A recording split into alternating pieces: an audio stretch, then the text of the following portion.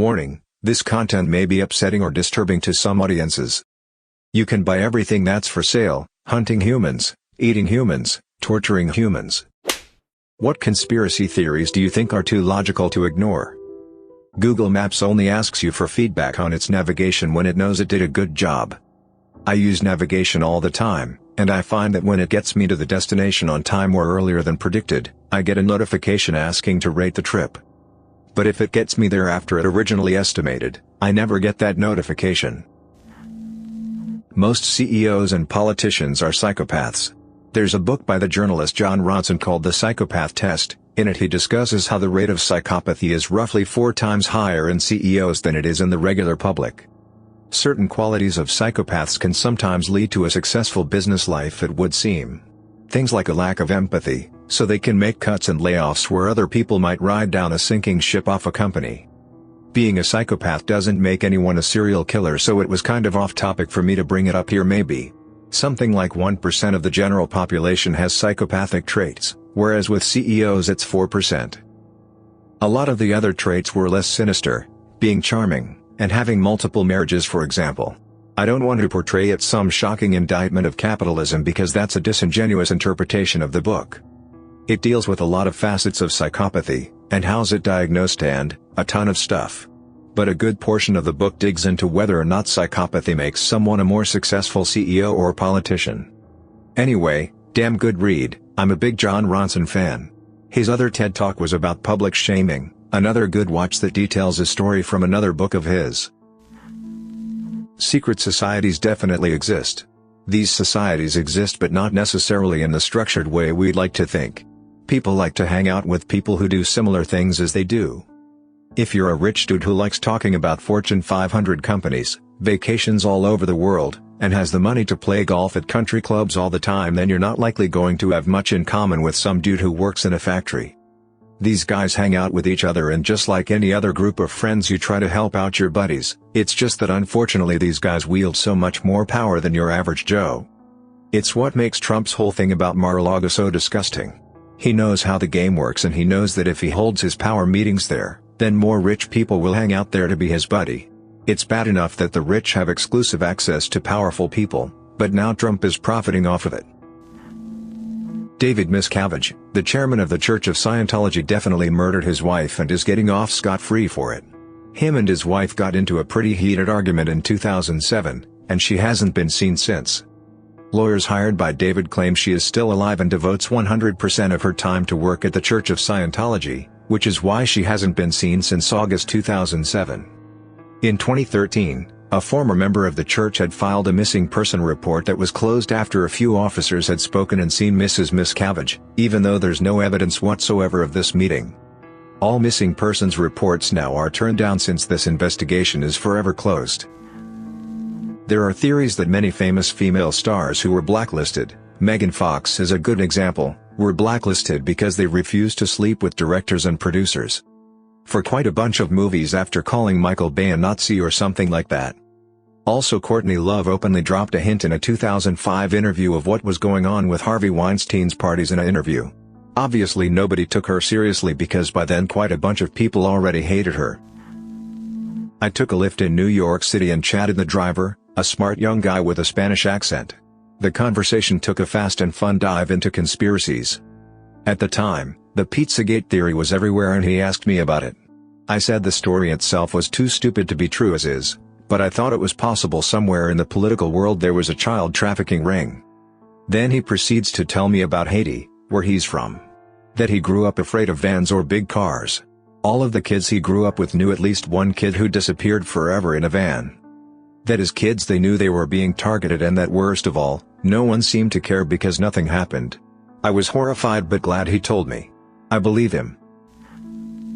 With the number of millionaire and billionaires that are psychopaths or similar, there must be a few super rich serial killers out there.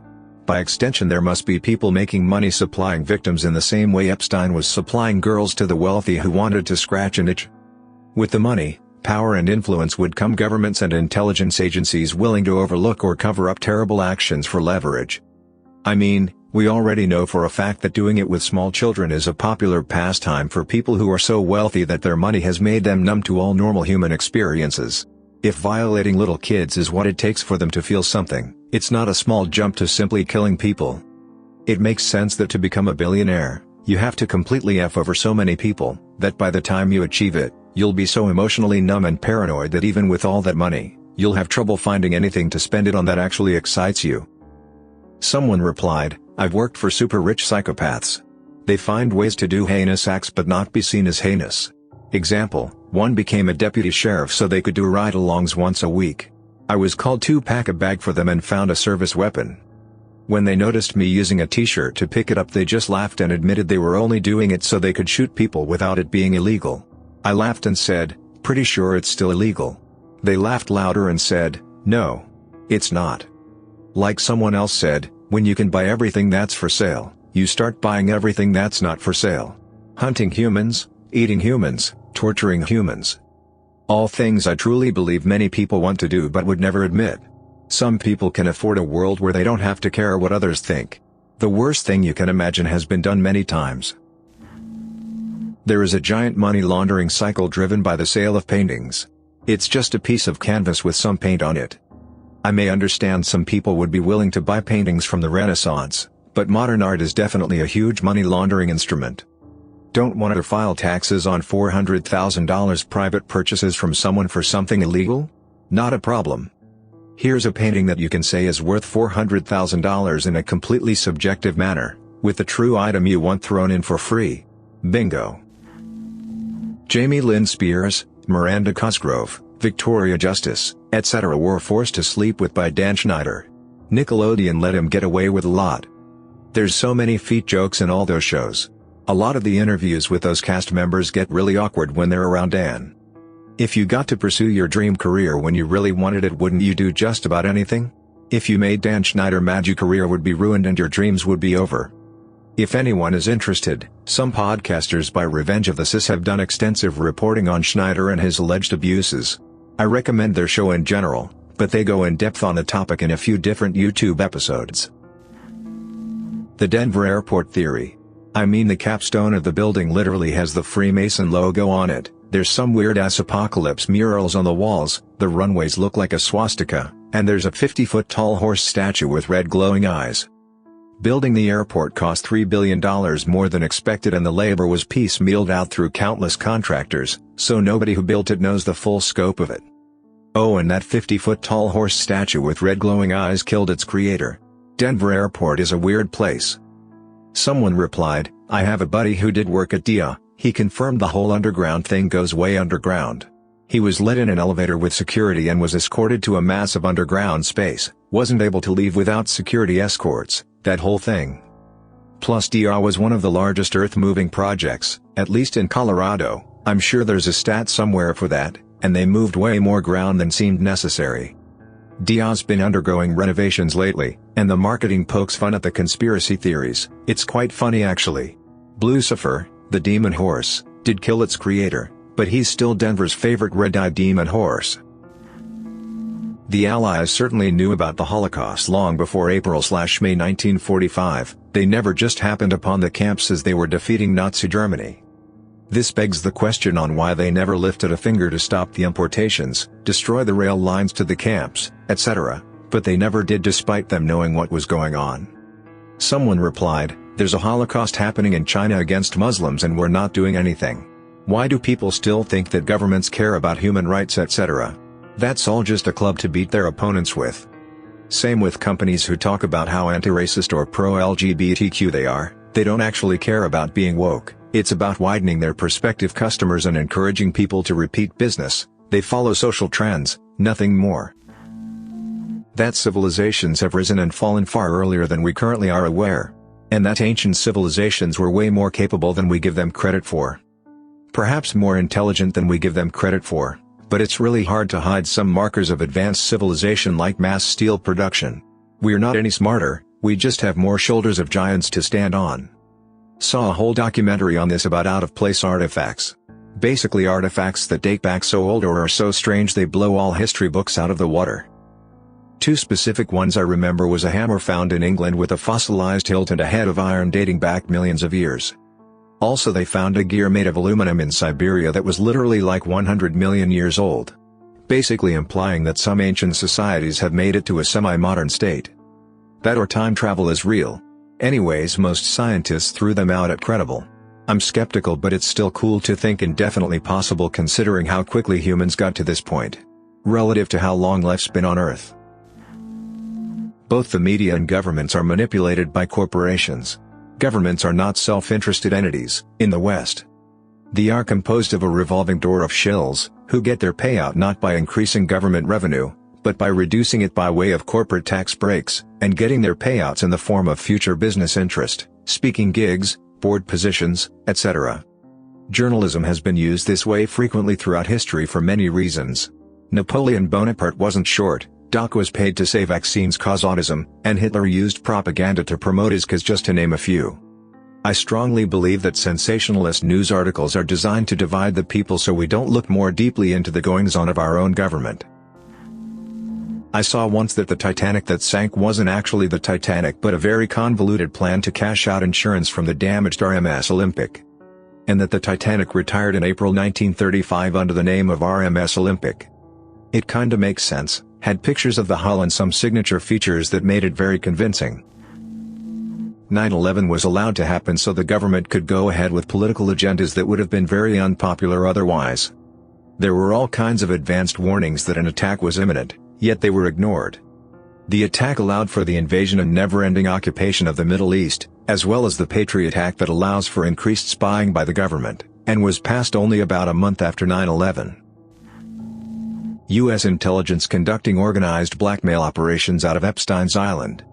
The prosecutor handling Epstein's old case was told to back off and go easy because Epstein was intelligence. Acosta's departure from the administration confirmed that this was not just a rumor. So as an American, I would really like to know exactly who was blackmailing who, how far it extended, and what political decisions were affected. Avril Lavigne actually killed herself, and the Avril Lavigne now is her double. She was the Joan Jett of the early 2000s. Really popular too. But from the inside she was very depressed from the get-go, and the death of her grandpa was the last straw. Melissa Vandella was hired to replace. But Melissa couldn't hit the necessary rock notes that Avril could, so they just gave her a more poppy style of music. This also supports my girlfriend theory. In the video clip of her song Girlfriend, Avril steals another girl's, also Avril Lavigne, boyfriend, which is a metaphor for Melissa stealing Avril's whole identity after her death. This, and the fact that she wrote more radio-appealing music for other artists, Breakaway by Kelly Clarkson for example. There is a version by Avril on YouTube, makes for the theory that Melissa got Avril's more pop-esque music she originally intended for other musicians. Mattress Firm is a drug cartel or a money laundering company, or maybe they're laundering money for the drug cartels. I don't know, but whatever it is, they're up to no good. Where I live there's an area that has 3 of them within about 5 miles of one another. Who are all these people buying mattresses so frequently that you need 3 stores to keep up with the sales? According to a few different sources, Joey Diaz the comedian being one of them, the cartels also use those Mexican street food vendors in LA, and I'm sure elsewhere, to launder money through also, as well as laundromats and other cash businesses. In Mexico some banks, like Santander, HSBC, have holes in the side of banks for the cartels to throw bags of money through, like you see in the movies for laundry or waste in big buildings, but for illegal blood-stained cocaine cartel cash. The true conspiracies are right in front of our eyes. The extent of corporate control over the democratic process is no secret, but we're all too busy debating the moon landing, flat earthers and anti-vaxxers. Big media headlines keep us docile, so we remain polarized against one another over trivial topics. If we didn't need to fight over dumb things, we might start revolting against corporate-run government, maybe focusing on reforming the system we live within. Thanks for listening to Radio TTS. Hit the subscribe button and activate the notification bell for a free tinfoil hat. Click the right box for the conspiracy playlist. Let us know in the comments what you think about these stories. Find these Jon Ronson books linked in the video description below.